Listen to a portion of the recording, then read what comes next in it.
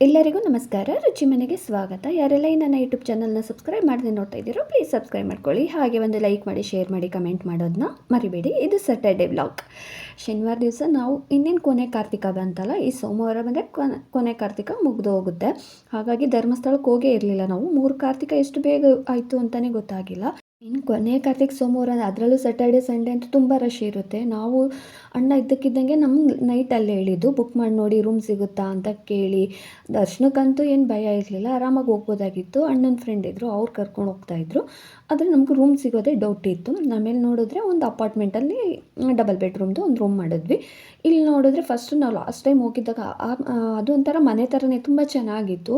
ಅಲ್ಲಿ ನೋಡೋಣ ಅಂತಂದ್ಬಿಟ್ಟು ಟ್ರೈ ಮಾಡಿದ್ವಿ, ಆದರೆ ಅದು ಬುಕ್ ಆಗೋಗಿತ್ತು. ಅವರು ಇಲ್ಲ ಫಸ್ಟೇ ಹೇಳಿದರೆ ನಾವು ಯಾರಿಗೂ ಕೊಡ್ತಾ ಇರಲಿಲ್ಲ, ಇವಾಗ ಫೋನ್ ಮಾಡಿದ್ದೀರಾ ಅಂತ ಹೇಳಿದ್ರು. ಪರವಾಗಿಲ್ಲ ಬಿಡಿ ಅಂತ ಹೇಳಿ ಉಜಿರೆ ಹತ್ರ ಒಂದು ರೂಮ್ ಬುಕ್ ಮಾಡಿದ್ವಿ. ಅಲ್ಲಿಂದ ನಾವು ಮನೆ ಬಿಟ್ಟಿದ್ದೆ ಒಂದು 11:45 ಆಗಿತ್ತು ಮಾರ್ನಿಂಗು, ಸ್ಯಾಟರ್ಡೆ. ನಾವು ಹೋಗೋ ಅಷ್ಟರಲ್ಲಿ ಸಂಜೆ ಆಗುತ್ತೆ ಅಂದ್ಕೊಂಡೆ ಹೋದ್ವಿ. ಅಂದರೆ ಲಾಸ್ಟ್ ಟೈಮ್ ಹೋಗಿದ್ದಾಗ ನಾವು ಸಂಜೆ 6:30 ಆಗಿ ಹೋಗಿತ್ತು. ಈ ಸರಿ ನೋಡೋಣ ಕತ್ಲಾಗುತ್ತಾ ಅಂದ್ಕೊಂಡೆ ಹೋದ್ವಿ. ಹೋಗೋಷ್ಟರಲ್ಲಿ ಒಂದು ಸ್ವಲ್ಪ ಅಂದರೆ ಹಾಸನ ಬಿಟ್ಟು ಸ್ವಲ್ಪ ಮುಂದೆ ಹೋದಾಗ ಊಟಕ್ಕೆ ಹೋಗೋಣ ಅಂತ ಅಂದ್ಬಿಟ್ಟು ಇಲ್ಲಿ ಯಾವುದೋ ಇಂದ್ರಪ್ರಸ್ಥ ಅಂತ ಒಂದಿತ್ತು, ಬಂದ್ವಿ. ನೋಡೋಣ ಹೇಗಿದೆಯೋ ಅಂತ. ಹೊರಗಡೆ ಎಲ್ಲ ಚೆನ್ನಾಗಿತ್ತು, ಅದು ನೋಡಿಬಿಟ್ಟೆ ಬಂದ್ವಿ ಚೆನ್ನಾಗಿದೆಯಲ್ಲ ಅಂತ. ಆದರೆ ಒಬ್ಬರು ಜನನೇ ಇರಲಿಲ್ಲ. ಅವಾಗೂ ಡೌಟ್ ಬಂತು, ಯಾರೂ ಇಲ್ವಲ್ಲ ಇಲ್ಲಿ, ಏಕಿದೆ ಒಳಗಡೆ ಹೋಗಿ ನೋಡಿದ್ರೆ ಯಾರೂ ಇಲ್ಲ. ಒಂದು 2 ಟೇಬಲ್ ಏನೋ ಇದ್ದಾರೆ ಅಷ್ಟೇ, ಒಂದು 2-3 ಅಷ್ಟೇ ಇದ್ದಿದ್ದು, ಒಬ್ಬರು ಇರಲಿಲ್ಲ. ಟೇಸ್ಟಾಗಿರುತ್ತೋ ನೋಡೋಣ ಅಂದ್ಕೊಂಡು ಬಂದರೆ ಸ್ವಲ್ಪನೂ ಚೆನ್ನಾಗಿರಲಿಲ್ಲ. ಫಸ್ಟೇ ರಿಷಿಗೂ ಮತ್ತು ಭಾನುಗೂ ಹುಷಾರಿರಲಿಲ್ಲ. ಅವ್ರಿಗೆ ಕೋಲ್ಡು ಮತ್ತು ಈ ತಲೆನೋವು, ಕೆಮ್ಮು. ಪಾಪ ಮಕ್ಳಿಗೆ ಬೇರೆ ಹುಷಾರಿರಲಿಲ್ಲ. ನಾವು ಹೋಗಿ ಒಳ್ಳೆ ಹೋಟ್ಲಿಗೆ ಕರ್ಕೊಬಂದ್ವಿ ಅನಿಸ್ತು. ಇವನು ಯಾವತ್ತೂ ತೊಗೊಂಡಿದ್ದು ಊಟ ಊಟನೇ ನಾವು ಎಲ್ಲರೂ ಅನ್ನ ಸಾಂಬಾರೇ ತೊಗೊಂಡ್ಬಿಡ್ಬೇಕಾಗಿತ್ತು ಅಂತ ಅನ್ನಿಸ್ತು. ನಾವು ರೋಟಿ ಮತ್ತು ಫ್ರೈಡ್ ರೈಸ್ ತೊಗೊಂಡ್ವಿ. ಅದು ತಿಂದಿದ್ದೆ ಬಾಯೆಲ್ಲ ಒಂಥರ ಆಗೋಯಿತು, ಟೇಸ್ಟೇ ಹೊರ್ಟೋಯಿತು.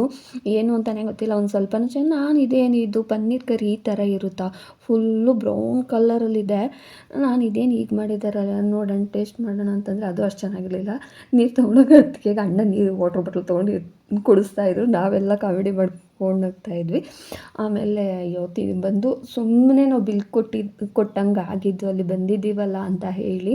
ಸ್ವಲ್ಪನೂ ಚೆನ್ನಾಗಿರಲಿಲ್ಲ. ಯಾರಾದರೂ ಸೈಡ್ ಹೋದರೆ ಈ ಹೋಟೆಲ್ಗಂತೂ ಹೋಗಲೇಬೇಡಿ. ನಾವು ರೇಟಿಂಗ್ ಅಲ್ಲೇ ಪ್ರೀತು ಅಂತೂ ನಾನಂತೂ ಕೊಡ್ತೀನಿ, ಇಲ್ಲಿ ಯಾರೂ ಬರಲೇಬೇಡಿ ಅಂತ ಕೊಡ್ತೀನಿ, ಹಂಗೆ ಹಿಂಗೆ ಅಂತಾಯಿತು. ನಾನು ಪರವಾಗಿಲ್ಲ ಬಿಡು ಪಾಪ ಹೋಗಲಿ ಅಂತಂತಾನೆ ಹೇಳಿದ್ವಿ. ಅಂದರೆ ನಾವು ಮನೆ ಹತ್ರ ಕಾರ್ ಎತ್ತಿದ ತಕ್ಷಣ ನಮ್ಮ ಮನೆಯಲ್ಲಿ ನಾನು, ಭಾನು, ಪ್ರೀತು ಮೂವರೂ ನಿದ್ದೆ. ಏನು ಅಂತ ಗೊತ್ತಿಲ್ಲ, ಕಾರ್ ಹತ್ತಿದ್ರೆ ಸಾಕು ನಿದ್ದೆ ಬಂದುಬಿಡುತ್ತೆ. ಸ್ವಲ್ಪ ಒಂದು 1 ಕಿಲೋಮೀಟರ್ 2 ಕಿಲೋಮೀಟ್ರ್ ಇನ್ನೂ ನಾವು ಊರಿಂದ ಸ್ವಲ್ಪ ದೂರನೂ ಆಗಿರಲ್ಲ, ಮಲ್ಕೊಂಬಿಟ್ಟಿರ್ತೀರಿ. ನಾವು ಆದಷ್ಟು ಲಾಸ್ಟ್ ಸೀಟ್ಗೆ ಹೋಗ್ತೀವಿ ಮೂವರೂ. ಇವ್ನು ರಿಷಿ ಅವ್ರ ಅತ್ತೆನ ಬಿಟ್ಟು ಎಲ್ಲೂ ಬರೋದೇ ಇಲ್ಲ, ಅವ್ರ ಅತ್ತೆ ಜೊತೆನೇ ಇರಬೇಕು ಅವನು. ನಾವು ಅದನ್ನೇ ರೇಗಿಸ್ಕೊಂಡು ಹೋಗ್ತಾ ಇರ್ತೀವಿ. ನಾವು ಬರೋ ಅಷ್ಟರಲ್ಲಿ ಸ್ವಲ್ಪ ಸಂಜೆ ಅಂದರೆ ಸ್ವಲ್ಪ ಮೋಡ ಥರ ಆಯಿತು. 3:30-4 ಗಂಟೆ ಆಯಿತು. ನಾವು ಅಂದ್ಕೊಂಡ್ವಿ ಹೋಗೋದಕ್ಕೇನು ಒಂದು 5:30-6 ಗಂಟೆ ಆಗುತ್ತೇನೋ, ಲಾಸ್ಟ್ ಟೈಮ್ ಥರ ಕತ್ಲಾಗಿ ಹೋಗುತ್ತೆ, ನೇತ್ರಾವತಿನಲ್ಲಿ ಸ್ನಾನ ಮಾಡೋದು ಹೇಗೆ, ಮಕ್ಳಿಗೆ ಬೇರೆ ಹುಷಾರಿಲ್ಲ ಅಂತ ಈ ಥರ ಅಂದ್ಕೊಂಡು ಹೋದ್ವಿ. ನೋಡಿದ್ರೆ ಸ್ವಲ್ಪ ಬಿಸಿಲಿದ್ದಂಗೆ ಇತ್ತು. ಅದಕ್ಕೆ ಫಸ್ಟೇ ಹೇಳ್ತಾಯಿತ್ತು, ಬೇಡ ನೀವು ಸ್ನಾನ ಮಾಡಬೇಡ್ರಿ, ರೂಮಲ್ಲೇ ಮಾಡ್ಕೊಳ್ಳಿ, ಬಿಸಿನೀರೇನೇ, ತಣ್ಣೀರೆಲ್ಲ ಬೇಡ ಅಂತಲೇ ಹೇಳ್ತಾಯಿತ್ತು. ಅದರಲ್ಲಿ ಭಾನು ಅಂತೂ ಕೇಳಬೇಕಲ್ಲ, ಇಲ್ಲ ನಾನು ನೇತ್ರಾವತಿ ಸ್ನಾನ ಮಾಡಲೇಬೇಕು ಅಂತಲೇ ಹೇಳ್ತಾಯಿತ್ತು. ಇವನು ರಿಷಿನೂ ಅಷ್ಟೇನೆ. ಪ್ರೀತು ನಾನು ಸ್ವಲ್ಪ ಹಿಂದೇಟಾಗ್ತಾ ಇದ್ವಿ. ನೋಡೋಣ ಅಲ್ಲಿ ಹೋಗಿದ್ದಾದಮೇಲೆ ಏನಾದರೂ ಕತ್ಲಾಗಿ ನೀರು ಫುಲ್ಲು ಕೋಲ್ಡಾಗಿದ್ದರೆ ಬೇಡ ಅಂತಲೇ ಅಂದ್ಕೊಂಡು ಹೋದ್ವಿ. ನಾವಲ್ಲಿ ಸ್ವಲ್ಪ ಬೇಗನೆ ಹೊರಟ್ಬಿಟ್ವಿ ಅಂತಲೇ ಅನಿಸುತ್ತೆ. ರೋಡು ಸ್ವಲ್ಪ ಚೆನ್ನಾಗಿತ್ತು, ಫಸ್ಟ್ ಥರ ರೋಡ್ ಇರಲಿಲ್ಲ. ಇದು ವರ್ಷದಲ್ಲಿ ಸ್ವಲ್ಪ ರೋಡೆಲ್ಲ ಅವಾಗ ತಾನೇ ರೆಡಿ ಮಾಡ್ತಾಯಿದ್ರು. ಆದರೆ ಈ ಸತಿ ನಾವು ಹೋದಾಗ ಪರವಾಗಿರಲಿಲ್ಲ, ರೋಡೆಲ್ಲ ಚೆನ್ನಾಗಿತ್ತು. ನಾವು ಮನೆ ಬಿಟ್ಟಾಗೇ 11:45 ಆಗಿತ್ತು. ದೇವಸ್ಥಾನದ ಹತ್ರ ಅಂದರೆ ನಾವು ಧರ್ಮಸ್ಥಳಕ್ಕೆ ಹೋಗೋಷ್ಟರಲ್ಲಿ ಒಂದು 4:45-5 ಗಂಟೆ ಆಗುತ್ತೆ ಅಂದ್ಕೊಂಡು ಕರೆಕ್ಟಾಗಿ 5 ಗಂಟೆಗೆ ನಾವು ಅಲ್ಲಿ ಬಂದ್ವಿ. ಇಲ್ಲಿ ಬಂದು ಸ್ವಲ್ಪ ಸೋಡಾ ಕುಡಿಬೇಕು, ಹೋಟೆಲ್ ಊಟ ತಿಂದು ಒಂಥರ ಆಗಿಬಿಟ್ಟಿತ್ತು. ಹಾಗಾಗಿ ಸೋಡಾ ಕುಡಿಬೇಕಂತಂದ್ಬಿಟ್ಟು ಹೊತ್ತಿಗೆ ಮತ್ತು ಭಾನು ಅವರು ಮಾತ್ರ ಸೋಡಾ ಕುಡಿದ್ರು. ಅಂದರೆ ಕುಕ್ಕೆಗೆ ಹೋಗಿ ಮತ್ತು ಮಂಗಳೂರು ಕಡೆ ಹೋಗೋ ಸೈಡ್ ಅಲ್ಲೊಂದು ಇನ್ನೊಂದು 35 ಕಿಲೋಮೀಟ್ರು ಇರೋ ಹತ್ರ ನಾವಲ್ಲಿ ಸೋಡಾ ಕುಡಿಯೋಣ ಅಂತ ಹೋಗಿದ್ದು. ಪ್ರೀತು ಪಾಪ ಫುಲ್ ಹುಷಾರು ತಪ್ಪದಂಗೆ ಆಗೋಗಿತ್ತು, ಅದು ವಾಮಿಟ್ ಬರೋ ಥರ ಆಗೋಗಿತ್ತು. ಅಣ್ಣ ಆದ್ರೂ ಕಾರಲ್ಲಿ ಮುಂದೆಗಡೆ ಬಂದು ಕೂತ್ಕೊಮ್ಮ ಸ್ವಲ್ಪ ಗಾಳಿಗೆ ಅಂತೆಲ್ಲ ಹೇಳ್ತಾಯಿದ್ರು. ಇನ್ನು ಈ ಕಾರಲ್ಲಿ ಗ್ಲಾಸು ತೆಗಿಯೋ ಆಗಿಲ್ಲ, ಎ ಸಿ ಬೇರೆ, ಎ ಸಿ ನಮಗಂತೂ ಆಗೋದೇ ಇಲ್ಲ. ಮನೇಲಿ ಅದನ್ನೇ ಅಣ್ಣ ಬೈತಾ ಇರ್ತಾರೆ, ಎ ಸಿ ಆಗಲ್ಲ ಅಂತಂದರೆ ಕಾರ್ ತೊಗೊಂಡೋಗಿ ಏನು ಮಾಡೋಣ, ಇನ್ನೇ ಕರ್ಕೊಂಡು ಹೋಗೋದು ನಿಮ್ಮನ್ನ ಅಂತೆಲ್ಲ ರೇಗಿಸ್ಕೊಂಡು ಬೈಕೊಂಡು ಕರ್ಕೊಂಡು ಹೋದ್ರು. ನಾವು ಧರ್ಮಸ್ಥಳಕ್ಕೆ ಬರೋ ಅಷ್ಟರಲ್ಲಿ ಪಾದಯಾತ್ರೆ ನಡೀತಾ ಇತ್ತು. 5 ಗಂಟೆ ಅಷ್ಟರಲ್ಲಿ ನಾವು ಧರ್ಮಸ್ಥಳಕ್ಕೆ ಬಂದ್ವಿ. ಏನು ಇಷ್ಟೊಂದು ಜನ ಇದ್ದಾರಲ್ಲ ಅಂತ ಅಂದ್ಕೊಂಡು ನೋಡ್ಕೊಂಡು ಬರ್ತಾಯಿದ್ರೆ ಎದುರುಗಡೆ ಅಂತೂ ನಾವು ಮುಂದೆಗಡೆ ಅಂದರೆ ನಾನು ಸೈಡಲ್ಲಿ ನೋಡ್ಕೊಂಡು ಬರ್ತಾಯಿದ್ದೆ, ನೇತ್ರಾವತಿ ನದಿ ಹತ್ರ ಬರೋ ಹತ್ರ ಸೈಡಲ್ಲಿ ನೋಡ್ಕೊಂಡು ಬರ್ತಾಯಿದ್ದೆ. ಎದುರುಗಡೆ ನೋಡಿದ್ರೆ ಶಿವಪ್ಪ ಬರ್ತಾ ಇದ್ದೆ. ಅಂದರೆ ನಾವು ಧರ್ಮಸ್ಥಳಕ್ಕೆ ಬಂದಿದ ತಕ್ಷಣ ಶಿವಪ್ಪ ಎದುರುಗಡೆ ಬಂದಿದ್ದು. ಅಂದರೆ ಮೆರವಣಿಗೆ ಎಲ್ಲ ಪಾದಯಾತ್ರೆ ಬರ್ತಾಯಿದ್ರು. ಏನು ಪಾದಯಾತ್ರೆ ಅಂತ ಗೊತ್ತಿರಲಿಲ್ಲ. ಆಮೇಲೆ ಯಾರನ್ನೂ ಕೇಳಿದಕ್ಕೆ ಲಕ್ಷದೀಪೋತ್ಸವ ಆಯ್ತಲ್ಲ, ಸುತ್ತಮುತ್ತ ಎಲ್ಲ ಕಡೆಯೂ ಬಂದು ಇಲ್ಲೂ ಪಾದಯಾತ್ರೆ ಬರ್ತೀವಿ. ಏನಿಲ್ಲ ಅಂದರೆ ಒಂದು 7-8 ಕಿಲೋಮೀಟ್ರ್ ದೂರದಿಂದನೂ ಪಾದಯಾತ್ರೆ ನಡೀತಾನೆ ಇತ್ತು. ನಾನು ಆದಷ್ಟು ನೋಡ್ತಾನೇ ಇದ್ದೀರಿ ಇಷ್ಟು ಜನ ಇದ್ದಾರಲ್ಲ ಅಂತ ಅಂದ್ಕೊಳ್ತಾನೆ ಇದ್ದೀವಿ. ತುಂಬ ರಶ್ ಇದೆ. ನೋಡಿದ್ರೆ ಪಾದಯಾತ್ರೆ ಬರ್ತಾನೆ ಇದ್ದಾರೆ. ಒಂದು 2 ಕಿಲೋಮೀಟ್ರ್ 3 ಕಿಲೋಮೀಟ್ರ್ ಇರ್ಬೋದೇನೋ ಅಂತ ಅಂದ್ಕೊಂಡ್ರೆ ಏನಕ್ಕೆ ಅಂತಲೇ ಗೊತ್ತಾಗಿಲ್ಲ. ಪಾದಯಾತ್ರೆ ಬರ್ತಾಯಿದ್ದವರು ತುಂಬ ಜನ ಇದ್ದರು. ಆಮೇಲೆ ನಾವು ಅಂದ್ಕೊಂಡ್ವಿ ಇವರೆಲ್ಲ ಧರ್ಮಸ್ಥಳ ಸಂಘದವ್ರು ಇರಬೇಕು ಅಂತ ನಮಗೆ ನಾವೇ ಅಂದ್ಕೊಂಡ್ವಿ. ಆಮೇಲೆ ಯಾರು ಅಂತ ಗೊತ್ತಿರಲಿಲ್ಲ. ಹುಡುಗರು ಮತ್ತು ವಯಸ್ಸಾದವರು ಎಲ್ಲರೂ ತುಂಬ ಜನ ಇದ್ದರು. ಆಮೇಲೆ ನನ್ನ ಫ್ರೆಂಡು ಚಂದು ಧರ್ಮಸ್ಥಳದಲ್ಲಲ್ವ ಇರೋದು. ಆವಾಗ ಚಂದುಗೆ ನಾನು ಫೋನ್ ಮಾಡಿ ಕೇಳಿದೆ, ಏನಕ್ಕೆ ಅಂತಂದ್ರೆ ಪಾದಯಾತ್ರೆ ಐತೆ ರುಚಿ, ಅದಕ್ಕೋಸ್ಕರ ಎಲ್ಲರೂ ಬಂದಿದ್ದಾರೆ, ನಾನು ಬರಬೇಕಾಗಿತ್ತು, ಆದರೆ ಆಗಿಲ್ಲ ನಾನು ಬರೋದಕ್ಕೆ ಅಂತ ಹೇಳ್ತು. ಆವಾಗ ನಂಗೆ ಗೊತ್ತಾಯಿತು, ಇದು ಲಕ್ಷದೀಪೋತ್ಸವ ಹಿಂದಿನ ದಿವಸ ಈ ಥರ ಏನೋ ಪಾದಯಾತ್ರೆ ಇದೆ ಅಂತ ಆವಾಗ ಗೊತ್ತಾಗಿದ್ದು ನನಗೆ. ಹೋದ ವರ್ಷವೂ ನಾನು ಚಂದೂನ್ ಮೀಟ್ ಮಾಡಬೇಕು ಅಂದ್ಕೊಂಡೆ, ಆಗಿಲ್ಲ. ಈ ವರ್ಷವೂ ಮೀಟ್ ಮಾಡಬೇಕು ಅಂದ್ಕೊಂಡೆ, ಆಗಿಲ್ಲ. ಆಮೇಲೆ ಅಲ್ಲಿಂದ ನಾವು ನೋಡೋಣ, ಇನ್ನು ಇಲ್ಲೇ ಇಷ್ಟೊಂದು ಜನ ಇದ್ದಾರಲ್ಲ, ಇನ್ನು ನೇತ್ರಾವತಿ ನದಿ ಹತ್ರ ಎಷ್ಟು ಜನ ಇರ್ಬೋದು, ತುಂಬ ರಶ್ ಇದ್ದಾರಾ ಏನು ಅಂತ ಅಂದ್ಕೊಂಡು ಹೋದ್ವಿ. ನಾವು ಅಲ್ಲಿ ಸ್ವಲ್ಪ ಟ್ರಾಫಿಕ್ ಜಾಮ್ ಆಯಿತು. ದೇವರೆಲ್ಲ ಹೋಗ್ಬೇಕು, ಶಿವಪ್ಪ ಹೋಗ್ಬೇಕಾದ್ರೆ ಅಂದರೆ ಮೆರವಣಿಗೆ ಹೋಗ್ಬೇಕಾದ್ರೆ ಸ್ವಲ್ಪ ಟ್ರಾಫಿಕ್ ಜಾಮ್ ಆಗಿ ಒಂದು 5:30 ಆಯಿತು. ಅಣ್ಣ ಆದ್ರೂ ಇದು ನಾನು ಓಡಿಸ್ಕೊಂಬರ್ತೀನಿ, ಪ್ರತಿ ವರ್ಷ ಅಣ್ಣ ಮುಡಿ ಕೊಡ್ತಾರಲ್ವ, ನಾನು ಮುಡಿ ಕೊಟ್ಕೊಂಡು ಬರ್ತೀನಿ ಅಲ್ಲಿಗೆ ಆಟೋ ಮಾಡಿಕೊಂಡು, ನೀವು ಹೋಗಿ ಸ್ನಾನ ಮಾಡ್ಕೊಳ್ರಿ ಅಂತ ಹೇಳಿದ್ರು. ಇಲ್ಲಿ ಬಂದು ಸ್ವಲ್ಪ ಜನ ಕಮ್ಮಿ ಇದ್ದರು, ಯಾರೂ ಇರಲಿಲ್ಲ. ನಾವು ಹಾಗೆ ಅಂದ್ಕೊಂಡ್ವಿ, ಏನು ಯಾರೂ ಇಲ್ವಲ್ಲ, ಎಲ್ಲ ಖಾಲಿ ಇದೆಯಲ್ಲ ಅಂತಂದ್ಬಿಟ್ಟು ಲಾಸ್ಟ್ಗೆ ಹೋಗೋಣ ಅಂತಂದ್ಬಿಟ್ಟು ಇಲ್ಲಿ ಬಂದ್ವಿ. ಫುಲ್ಲು ಖಾಲಿ ಇತ್ತು, ಅಲ್ಲಿ ಯಾರೂ ಇರಲಿಲ್ಲ. ಹಾಗಾಗಿ ಅಲ್ಲಿ ಹೋಗೋಣ ಅಂತ ಅಂದ್ಬಿಟ್ಟು ನಾವು ಬಂದ್ವಿ. ಒಂದು 4 ಜನ ಇದ್ರಷ್ಟೇನೆ. ಇಲ್ಲಿ ಬಂದು ಕೈ ಮುಕ್ಕೊಂಡು ನೇತ್ರಾವತಿ ನದಿಗೆ ಸ್ನಾನಕ್ಕೆ ಹೋಗಿ ಸ್ನಾನ ಎಲ್ಲ ಮುಗಿಸೋ ಅಷ್ಟರಲ್ಲಿ ಅಣ್ಣನೂ ಬಂದರು. ಅಂದರೆ ನಮಗೆ ಬರೋದಕ್ಕೆ ಮನಸ್ಸಿರಲಿಲ್ಲ ನದಿಯಿಂದ, ತುಂಬ ಚೆನ್ನಾಗಿತ್ತು. ಆಮೇಲೆ ಅಣ್ಣ ಬಂದು ಇನ್ನೂ ರೆಡಿಯಾಗಿಲ್ವ ನೀವು ಅಂತ ಹೇಳಿದ್ಮೇಲೆ ಎಲ್ಲರೂ ಎದ್ದು ರೆಡಿಯಾಗಿದ್ದು. ಆಮೇಲೆ ದರ್ಶನಕ್ಕೆ ಹೋಗೋಣ ಅಂತ ಅಂದ್ಬಿಟ್ಟು 6:15 6:30 ಆಯಿತು. ನಾವು ಧರ್ಮಸ್ಥಳಕ್ಕೆ ಬಂದಿದ ತಕ್ಷಣವೇ ಅಣ್ಣ ಫೋನ್ ಮಾಡಿ ಹೇಳ್ಬಿಟ್ಟಿದ್ರು ಅಣ್ಣನ ಫ್ರೆಂಡ್ಗೆ, ನಾವು ಹಿಂಗೆ ಬರ್ತಾಯಿದ್ದೀವಿ, ಹೋಗ್ಬಿಟ್ಟು ಮುಡಿ ಕೊಟ್ಟು ನೇತ್ರಾವತಿಲಿ ಸ್ನಾನ ಮುಗಿಸಿ ಬರ್ತೀವಿ ಅಂತಲೇ ಹೇಳಿದರು. ಅವರು ಸರಿ ಬನ್ನಿ ಸರ್, ನಾನು ಇಲ್ಲೇ ಇರ್ತೀನಿ ಅಂತ ಹೇಳಿದರು. ಹಾಗಾಗಿ ಎಷ್ಟೇ ಜನ ಇದ್ದರೂ ಸ್ವಲ್ಪ ಧೈರ್ಯ ಆಯಿತು. ನಾವು ಅಂದ್ಕೊಂಡ್ವಿ ಒಂದು ಸಾರಿ ಜನ ನೋಡಿ ತುಂಬ ರಶ್ ಇದ್ದಾರೆ ಅಂದ್ಕೊಂಡ್ವಿ. ನೇತ್ರಾವತಿ ನದಿ ಹತ್ರ ನೋಡಿ ಜನನೇ ಇಲ್ಲ, ಕಮ್ಮಿ ಇದ್ದಾರೆ ಅಂತ ಅಂದ್ಕೊಂಡ್ವಿ. ದೇವಸ್ಥಾನದ ಹತ್ರ ಬಂದರೆ ಜನಸಾಗರ ಅಂತಾರಲ್ಲ ಆ ಥರ. ಅಂದರೆ ಇದು ರೋಡಲ್ಲೆಲ್ಲ ಈ ಥರ ಲೈಟ್ ಅಂದರೆ ದೀಪ ಉರಿಯೋ ಥರ ಎಲ್ಲ ಡೆಕೋರೇಷನ್ ಮಾಡಿದ್ರಲ್ಲ, ಅದೆಲ್ಲ ತುಂಬಾ ಚೆನ್ನಾಗಿತ್ತು. ಅಂದರೆ ಲಾಸ್ಟ್ ಟೈಮ್ ನಾವು ಕಾರ್ನ ಸ್ವಲ್ಪ ಮುಂದೆನೇ ತೊಗೊಂಡೋಗಿ ಹಾಕಿದ್ವಿ, ಆದರೆ ಈ ಸಾರಿ ತುಂಬ ದೂರನೇ, ಒಂದು 1 ಕಿಲೋಮೀಟ್ರ್ ಆಗಷ್ಟು ದೂರನೇ ಅನ್ಬೋದು ಕಾರ್ ಹಾಕಿದ್ದು ನಾವು. ಅಷ್ಟು ದೂರನೂ ನಾವು ನಡ್ಕೊಂಡು ಹೋಗ್ಬೇಕಾಗಿತ್ತು. ಪಾರ್ಕಿಂಗು ತುಂಬ ಜನ ಸೇರಿಬಿಟ್ಟಿದ್ರು. ಅಂದರೆ ಲಕ್ಷದೀಪೋತ್ಸವ ಇತ್ತಲ್ಲ ಸೋಮವಾರ, ಹಾಗಾಗಿ ಎಲ್ಲ ಇವಾಗೇ ಬಂದು ತುಂಬ ಜನ ಸೇರಿಬಿಟ್ಟಿದ್ರು. ಅದರಲ್ಲೂ ಸ್ಯಾಟರ್ಡೆ ಸಂಡೇ ಅಂದರೆ ಜನ ಜಾಸ್ತಿ ಅಲ್ವ, ರಶ್ ಇರುತ್ತಲ್ಲ. ನಾವು ದೇವಸ್ಥಾನದ ಹತ್ರ ಬರೋ ಅಷ್ಟರಲ್ಲಿ 6:30 ಆಯಿತು. ಇಲ್ಲಿ ಗೇಮ್ಸ್ ಆಡೋದೆಲ್ಲ ತುಂಬ ಚೆನ್ನಾಗಿತ್ತು. ಇವ್ರ ಮಕ್ಕಳು ಇವಾಗೆ ಹೋಗೋಣ ಅಂತ ಇದ್ದರು. ಅದಕ್ಕೆ ಬನ್ನಿ ಫಸ್ಟು ದೇವ್ರ ದರ್ಶನ ಮಾಡ್ಕೊಬಂದುಬಿಡೋಣ ಅಂತೇಳಿ ಕಾರ್ ಪಾರ್ಕಿಂಗ್ ಇಲ್ಲೇ ಇದ್ದಿದ್ದು. ಹಾಗಾಗಿ ಮತ್ತೆ ನಾವು ಇಲ್ಲಿ ಬಂದೇ ಬರ್ತೀವಲ್ಲ, ಆವಾಗ ಬೇಕಾದರೆ ಇನ್ನೂ ಸ್ವಲ್ಪ ಕತ್ಲಾಗಿರುತ್ತೆ, ಫಸ್ಟು ದರ್ಶನ ಎಲ್ಲ ಮುಗಿಸ್ಕೊಬಂದುಬಿಡೋಣ, ಆಮೇಲೆ ಬೇಕಾದ್ರೆ ಬಂದು ನೀವು ಏನು ಆಡ್ತೀರೋ ಆಡಿವ್ರು ಬಂದ್ರಿ ಅಂತ ಹೇಳ್ತು. ಸರಿ ಅಂತ ಹೇಳಿ ಫಸ್ಟು ದರ್ಶನ ಮುಗಿಸೋಣ ಅಂತ ಅಂದ್ಬಿಟ್ಟು ಹೊರಟ್ವಿ. ನೋಡೋದಕ್ಕಂತೂ ಅದು ಲೈಟಿಂಗ್ಸಲ್ಲಂತೂ ತುಂಬಾ ಚೆನ್ನಾಗಿತ್ತು. ಅದರಲ್ಲೂ ಅಂದರೆ ಅಲ್ಲೂ ಸ್ವಲ್ಪ ಖಾಲಿನೇ ಇತ್ತು ನಾವು ಬಂದಾಗ.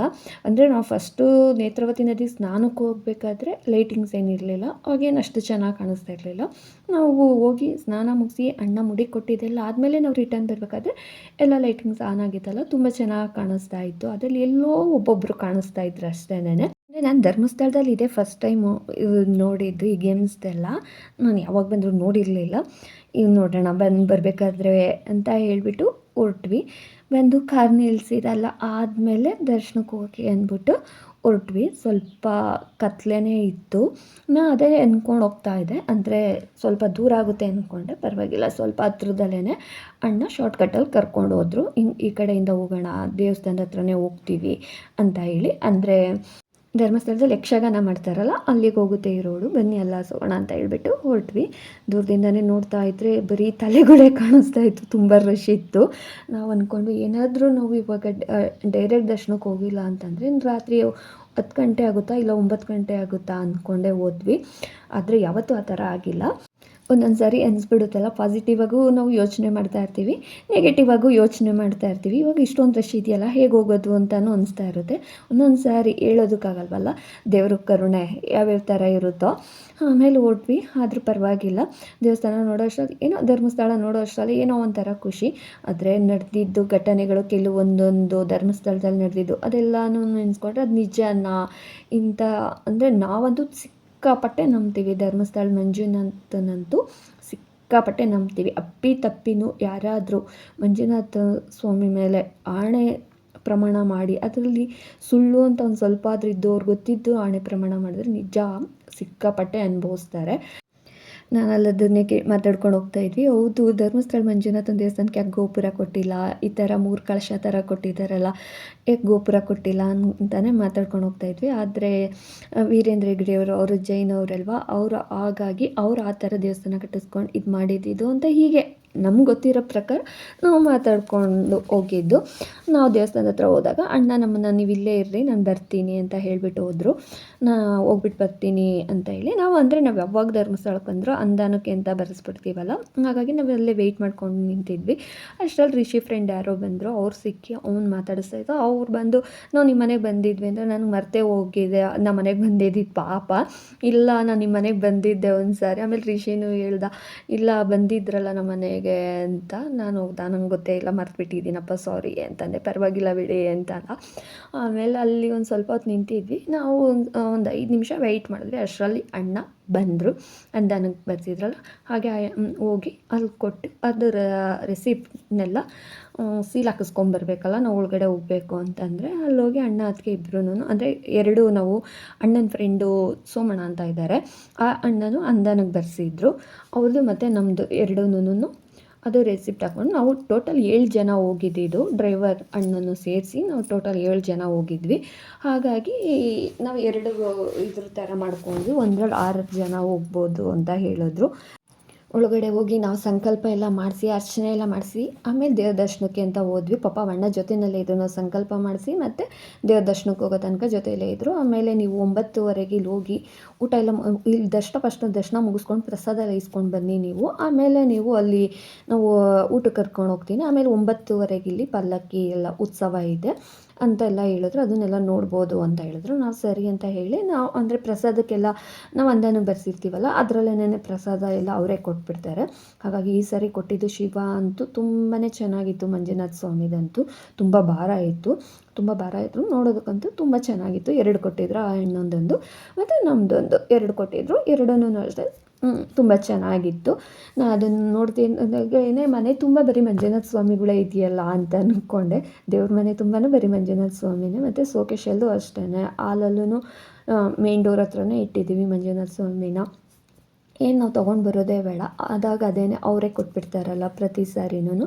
ಮನೆ ತುಂಬ ಬರೀ ಮಂಜುನಾಥ ಸ್ವಾಮಿನೇ ಇದೆಯಲ್ಲ ಅಂತ ಅಂದ್ಕೊಂಡ್ವಿ. ಫಸ್ಟು ಬೆಳ್ಳಿದ್ದು ಡಾಲರ್ ಕೊಡೋರು, ಬೆಳ್ಳಿ ಡಾಲರು ಮತ್ತು ಗೋಲ್ಡ್ ಡಾಲರು. ಅದು ಜಾಸ್ತಿ ಅಮೌಂಟ್ ಕೊಟ್ಟಾಗ ಗೋಲ್ಡ್ ಡಾಲರ್ ಕೊಟ್ಟಿದ್ರು. ಅದನ್ನು ಅಮ್ಮನಿಗೆ ಹಾಕಿದ್ದೀವಿ ಆ ಡಾಲರ್ನ, ಮಂಜುನಾಥ ಸ್ವಾಮಿಗೆ ಡಾಲರು.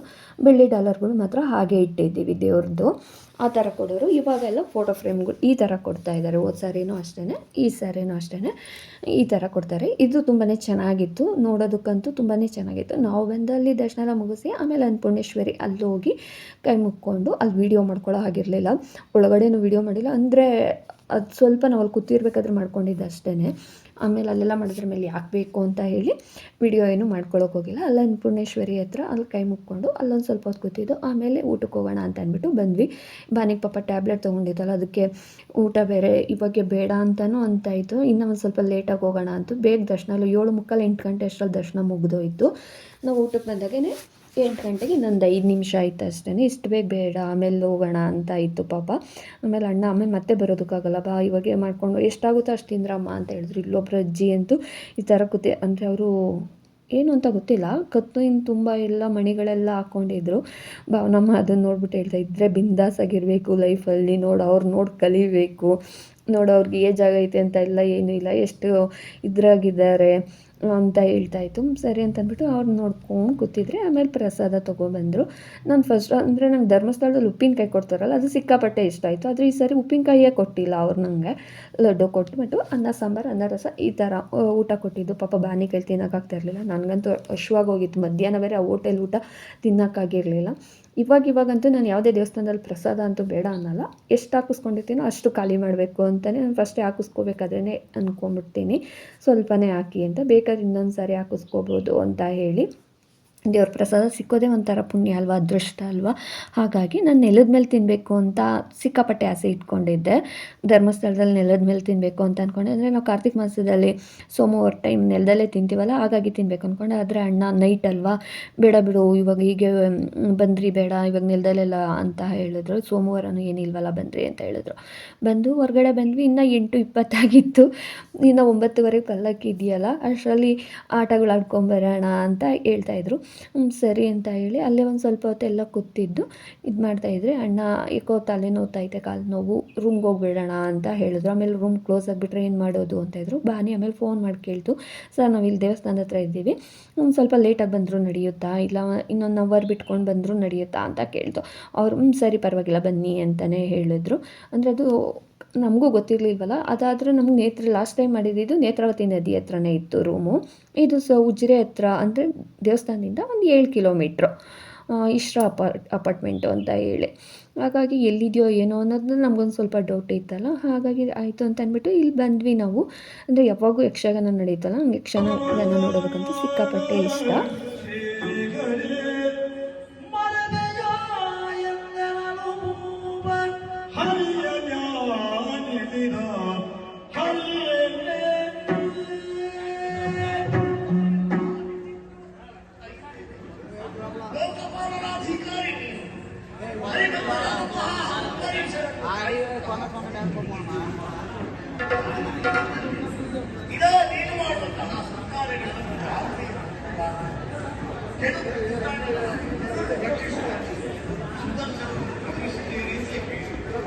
ಈ ಕಾಲಕ್ಕೆ ನನಗೆ ಈ ಕೃತ್ಯವನ್ನು ಬಂದು ನನ್ನನ್ನು ಪೀಡಿಸುತ್ತಿರುವ ಸಮಯ ಪೂರ್ವರಿಗದು ಗೊತ್ತಾಗುತ್ತದೆ ಹೋಯಿತೆ.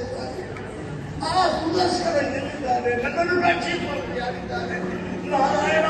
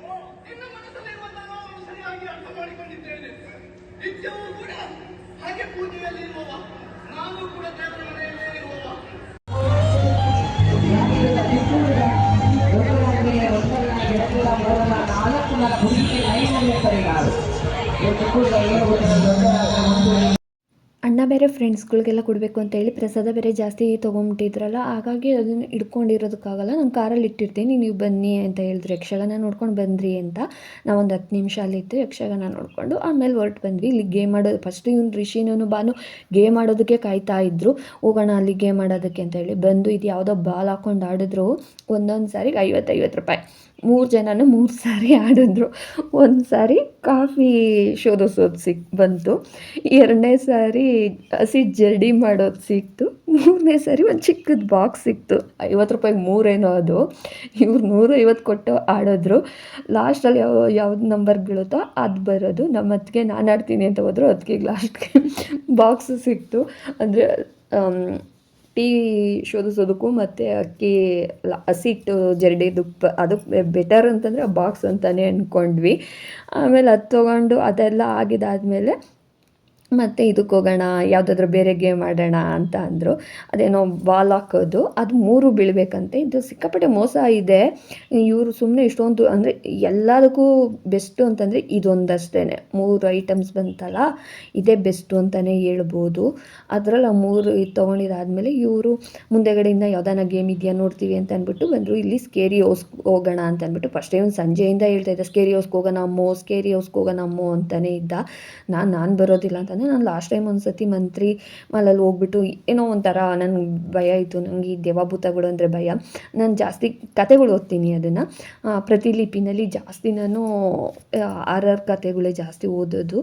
ನಮ್ಗೊಂತೈತೆ ಬಾತೆ ಭೂತ್ ಬಂಗ್ಲೆ ನೋಡಿವಿ, ನೀನು ಭೂತ್ ಬಂಗ್ಲೆ ಹೆಂಗೂ ಸ್ಟೋರಿ ಓದ್ತಾ ಇರ್ತೀಯಲ್ಲ, ಬಾ ಕರ್ಕೊಂಡು ಹೋಗ್ತೀನಿ ಅಂತಾಯಿತು. ಇಲ್ಲ ನಾನು ಬರೋಲ್ಲ, ನೀವು 3 ಹೋಗ್ರಿ ಅಂತ ಹೇಳಿದೆ. ಇದಕ್ಕೂ ಒಬ್ಬೊಬ್ರಿಗೆ 80 ರೂಪಾಯಿ. ಆಮೇಲೆ ಈ ಸ್ಕೇರಿ ಹೌಸ್ಗೆ ಹೋದ್ರು. ಎಲ್ಲರೂ ಒಂದು ನಿಮಿಷ 2 ನಿಮಿಷಕ್ಕೆಲ್ಲ ವಾಪಸ್ ಬರೋರು. ಇವ್ರು ನೋಡಿದ್ರೆ ಒಂದು 3-4 ನಿಮಿಷ ಆದರೂ ಬರಲೇ ಇಲ್ಲ. ನಾನು ಇವ್ರು ಒಳಗಡೆ ಹೋದವ್ರು ಎಲ್ಲೋದ್ರು, 3 ಬಂದೇ ಇಲ್ವಲ್ಲ ಅಂತ ನನಗೊಂದು ಸ್ವಲ್ಪ ಭಯ ಆಯ್ತಾಯಿತ್ತು. ನೋಡಿ ಸಾಕಾಯಿತು. ಎಲ್ಲ ಕಡೆನೂ ತಿರುಗಿ ನೋಡ್ತಾನೆ ಇದ್ದೀನಿ, ಎಲ್ಲೂ ಓಪನ್ನೇ ಮಾಡಿಲ್ಲ ಅವ್ರ ಡೋರು. ಅಯ್ಯೋ ಇವ್ರೇನು ಒಳಗಡೆ ಹೋದವ್ರು, ಹೊರಗಡೆ ಇವತ್ತೇ ಬರ್ತಾರೋ ಇನ್ಯಾವಾಗ ಬರ್ತಾರೆ, ಏನಾಯಿತು ಭಯ ಏನಾದರೂ ಪಟ್ರಾ ಅಂತ ಅಂದ್ಕೊಂಡೆ. ರಿಷಿ ಏನು ಮಾಡ್ಬಿಟ್ಟಿದ್ದೀನಿ, ಒಳಗಡೆ ಮೊಬೈಲ್ ಟಾರ್ಚ್ ಆನ್ ಮಾಡ್ಕೊಂಡಿದ್ದೇನೆ. ಎಂಥ ತರಲೆ ಅಂತಂದರೆ ಭಾನುಪ್ರೀತಿ ಹೊರಗಡೆ ಬಂದು ಅವ್ರು ಅದನ್ನೇ ಬೈತಾ ಇದ್ದರು. ಇವನು ಒಳಗಡೆ ಎಲ್ಲ ಮೊಬೈಲ್ ಟಾರ್ಚ್ ಆನ್ ಮಾಡ್ಕೊಂಡು ಬಂದಿದ್ದಾನೆ, ಎಲ್ಲಿ ಭಯ ಆಗುತ್ತೆ, ಏನೂ ಇಲ್ಲ, ಅಲ್ಲಿ ಪಟಾಕಿ ಸೌಂಡ್ ಬರೋ ಥರ ಇತ್ತು ಅಷ್ಟೇನೇ ಅಂತ ಹೇಳ್ತಾಯಿದ್ರು. ಅದೆಲ್ಲ ಮುಗಿಸ್ಕೊಂಡು ಆಮೇಲೆ ಅದಕ್ಕೆ ಮಾಜಾ ಮತ್ತು ಏನೇನೋ ಇದು ಜ್ಯೂಸ್ ಎಲ್ಲ ಇಟ್ಟಿದ್ರೆ 7 ಅಪ್, ಅದರಲ್ಲಿ ಏನು ಬಾಲ್ ಬಿದ್ದರೆ ಅದು ಯಾವುದು ಅಂತ ಕೊಡ್ತಾರಂತೆ. ಅಂದರೆ ಯಾವ ಕಲ್ಲರ್ಗೆ ಬಾಲ್ ಬೀಳುತ್ತೋ ಆ ಕಲ್ಲರಲ್ಲಿ ಜ್ಯೂಸ್ ಕೊಡೋದು, ಆ ಥರ ಅಂತ ಹೇಳಿ ಅದನ್ನು ಆಡೋದಕ್ಕೆ ಅದಕ್ಕೆ ಹೋಯ್ತು. ಇವ್ರು ಬಂದು ಈ ಬಾಕ್ಸ್ನ ಹಾಕಿದ್ರೆ ಅಲ್ಲಿರೋ ಗೊಂಬೆಗಳು ಟೆಡಿ ಬೇರ್ಗಳು ಕೊಡ್ತಾರೆ ಅಂತ ಅಂದ್ಬಿಟ್ಟು ಇವ್ರು ಹೋದ್ರು. 1 ಹಾಕಿಲ್ಲ. ಪ್ರೀತಿ ಹೋದ್ರು 2 ಬೆಳೆಸ್ದು, ರಿಷಿ 1 ಬೆಳೆಸಿದ್ದು. ಇಲ್ಲಿಗೆ ಈ ವ್ಲಾಗ್ ಎಂಡ್ ಆಗುತ್ತಿದೆ. ಇದರ ಕಂಟಿನ್ಯೂಷನ್ ವ್ಲಾಗು ನಾನು ನೆಕ್ಸ್ಟ್ ವೀಡಿಯೋದಲ್ಲಿ ಅಪ್ಲೋಡ್ ಮಾಡ್ತೀನಿ. Thank you.